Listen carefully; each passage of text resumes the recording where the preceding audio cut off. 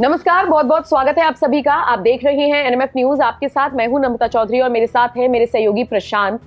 चर्चा करने वाले हैं कुमार विश्वास को लेकर। देखिए, मेरठ महोत्सव चल रहा है और इस भव्य महोत्सव में तमाम बड़े कलाकार ऐसे हैं जो पहुंच रहे हैं और शाम को और ज्यादा रंगीन बना रही हैं, महफिल को सजा रही हैं। और इसी कड़ी में जब कवि कुमार विश्वास भी इस मेरठ महोत्सव में हिस्सा लेने के लिए पहुंचे तो प्रशांत, बाकी सारी चीजें तो ठीक थी, लेकिन बीजेपी नेताओं को जिस तरीके से उन्होंने आड़े हाथों लिया, और सबसे बड़ी बात, पहले भी आप राम के भरोसे थे, आगे भी आप राम के भरोसे रहेंगे, लेकिन पहले वाले ज्यादा अच्छे थे, ये वो तंज कसते हुए नजर आए। जिसके बाद उन्होंने कहा, आप लोग ये मत सोचिएगा कि मैं बीजेपी नेताओं को अच्छा अच्छा बोलूंगा, मेरा पेमेंट हो चुका है, मैं कुछ भी बोलूंगा। तो लोग कहीं ना कहीं इसको अरुण गोविल से देखकर मानकर चल रहे हैं, क्योंकि एक तो अरुण गोविल इस पूरे इवेंट में देर से पहुंचे। हाँ, पूर्व सांसद राजेंद्र अग्रवाल वहां पर जरूर बैठे थे, तो ये तंज उनको लेकर कसा गया।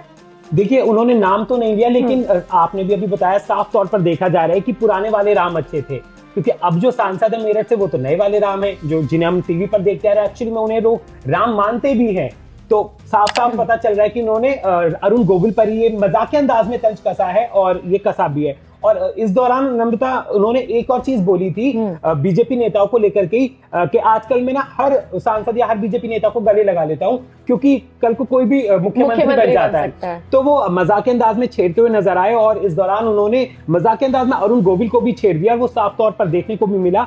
और जैसे कि सभी को पता है कि जो राजेंद्र अग्रवाल है वो 3 बार लगातार जीत चुके हैं बीजेपी के टिकट पर। मेरठ से लगातार 3 बार खड़े हुए और तीनों बार उन्होंने काफी अच्छे मार्जिन से जीत भी दर्ज की। और राजेंद्र अग्रवाल ने बहुत अच्छा काम भी किया है अपने संसदीय क्षेत्र में। इस बार जब उनका टिकट कटा और अरुण गोविल को मिला तो लोगों में एक नाराजगी थी।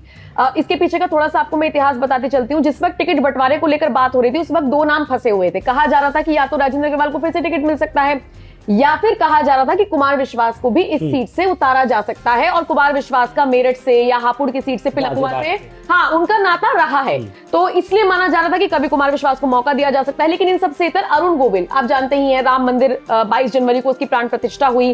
भगवान राम को लेकर, हिंदुत्व को लेकर बीजेपी ने अपनी बातों को आगे रखा, हिंदुओं तक अपनी बातों को पहुंचाया। तो अरुण गोविल, जो कि पर्दे के राम हुआ करते थे, और मैंने तो बहुत सारे वीडियोस देखे जिसमें लोग उनके पैर छू लेते हैं आज भी जब उनको देखते हैं, तो ये छवि थी। तो अरुण गोविल को उस सीट से उतार दिया गया। तो उस वक्त भी ये खबरें आई थी कि कुमार विश्वास थोड़े से नाराज थे, शायद इसीलिए अब वो अपनी नाराजगी जताते हुए नजर आए हैं कि मैं किसी बीजेपी नेता को नहीं छोड़ूंगा। क्योंकि ये खबरें थी नमता की गाजियाबाद की सीट से, मैंने अभी पढ़ा भी जैसे इस बारे में कि गाजियाबाद की सीट से भी खबरें आ रही थी कि उन्हें टिकट मिल सकता है, और मेरठ से भी उनका नाता रहा है, ऐसी कहा जा रहा है। तो एक तरफ अरुण गोविल भी थे, एक तरफ वो भी थे कुमार विश्वास। लेकिन बीजेपी को शायद लगा होगा भाई अरुण गोविल जो है, बिल्कुल छवि एक तो वैसे ही एक भक्ति वाली छवि है, राम जी की छवि बनी हुई है, तो उसका फायदा होगा। और राजेंद्र अग्रवाल जो कि लगातार 3 बार बीजेपी को उन्होंने रिप्रेजेंट किया है, बिल्कुल। लेकिन वहां पर शायद ऐसा भी रहा कि जो अभी जो 2019 वाले चुनाव हुए थे, उस दौरान शायद वो कम मार्जिन से जीते थे, लगभग 4000 कुछ वोटों से वो जीते थे।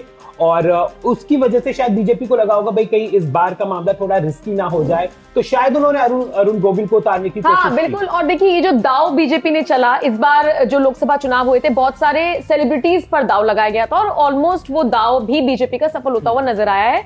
उनमें से एक अरुण गोविल का भी दाव था। रही बात कुमार विश्वास की, तो कुछ लोगों ने पिलखुआ कहते हैं कि वो वहां पे उनका जन्म हुआ है, लेकिन इस महोत्सव में एक बार उन्होंने फिर से कह दिया कि बहुत सारे लोग मेरा कनेक्शन गाजियाबाद से जोड़ते हैं। मैं फिर से कहता हूं कि मेरा जन्म मेरठ में हुआ है, यानी उन्होंने मेरठ की इस पावन धरा को एक बार फिर से अपना बताते हुए वहां के लोगों से अपना कनेक्शन बताया, और एक बार फिर से उन पुरानी यादों को ताजा कर दिया, जिसमें ये बातें उठी थी कि क्योंकि वो यहाँ के रहने वाले हुआ करते थे, तो शायद उनको यहाँ से टिकट मिल जाए।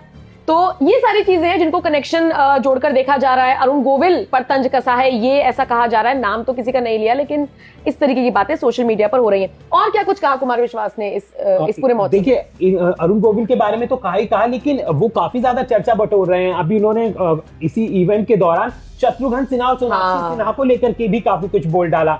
मतलब डायरेक्ट तो नहीं बोला, लेकिन जिस तरीके से उन्होंने बात बोली कि वो बोलते नजर आए कि आप अपने बच्चों को सिखाइए कि माता सीता की बहनें कौन थी, बिल्कुल, और राम जी के भाई कौन थे, ये सब बताइए। और उन्होंने बोला भी कि मैं संकेत दे रहा हूं आपको इस चीज का कि समझ जाइए, अगर आप समझ जाएं तो, कि आप जितना हो सके बच्चों को रामायण पढ़ाइए, क्योंकि अगर आप रामायण पढ़ाएंगे तो आप अच्छे से चीजों को जान पाएंगे, वरना तो कोई आएगा और आपकी गृह लक्ष्मी को या आपकी श्री लक्ष्मी को उठा करके ले जाएगा। तो उन्होंने जिस तरीके का ये बयान दिया था वो सीधा सीधा सोशल मीडिया पर लोग इसे शत्रुघ्न सिन्हा से ही जोड़कर देख रहे थे, क्योंकि इसी साल जून में 23 जून को सोनाक्षी सिन्हा ने अपने बॉयफ्रेंड जहीर इकबाल से शादी की थी और काफी ज्यादा ट्रोलिंग हुई थी नम्रता, लोगों ने तो लव जिहाद तक से जोड़ दिया था। और जो शत्रुघ्न सिन्हा है वो मूल रूप से बिहार के रहने वाले हैं और बिहार में भी हिंदू संगठनों ने काफी विरोध किया था, इवन सोनाक्षी को धमकी तक दे दी थी कि अगर वो बिहार आती है तो उन्हें घुसने नहीं दिया जाएगा, तो काफी बवाल मचा था। और अब जिस तरीके से अब कुमार विश्वास ने बोला है, तो वो क्यों बोला है, उन्होंने आखिर रामायण का क्यों उदाहरण दिया, इसके पीछे भी एक वजह है।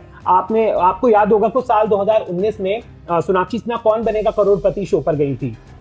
इस दौरान सोनाक्षी सिन्हा से रामायण को लेकर सवाल किया गया था और पूछा गया था कि हनुमान जी संजीवनी बूटी किसके लिए लेकर आए थे। बिल्कुल। तो इस टाइम पर जो सोनाक्षी थी वो इतनी कंफ्यूज हो गई, वो इस सवाल का जवाब ही नहीं दे पाई। पहले तो उन्होंने सीता बोल दिया, फिर उसके बाद वो और पोल हुई वहां पर बैठे लोगों से, फिर जाकर के जवाब मिल पाया इसका, तो सोनाक्षी नहीं दे पाई। लेके सोनाक्षी ट्रोल होती हैं कई बार, और चूंकि उनके घर का नाम यानी शत्रुघ्न सिन्हा के जो पूरे आवास का नाम वो रामायण है, इसी का जिक्र कुमार विश्वास करते हुए नजर आए। नाम उन्होंने किसी का नहीं लिया, लेकिन लोगों, सोशल मीडिया का दौर है ना, लोगों ने एकदम कनेक्शन बैठा लिया कि जी उन्हीं पे उन्होंने कहा है। लेकिन कुमार विश्वास इतने भी सीधे नहीं है, वो एक तीर से कई निशाने करने जानते हैं, और शायद इसीलिए अब लोग कह रहे हैं कि मोदी के पसंदीदा सांसद से पंगा ले लिया है भाई कुमार विश्वास ने। बहरहाल बहुत बहुत शुक्रिया मेरे साथ जुड़ने के लिए। बाकी आप इस खबर को किस तरह से देखते हैं, कमेंट सेक्शन में अपनी राय हमें जरूर दीजिएगा।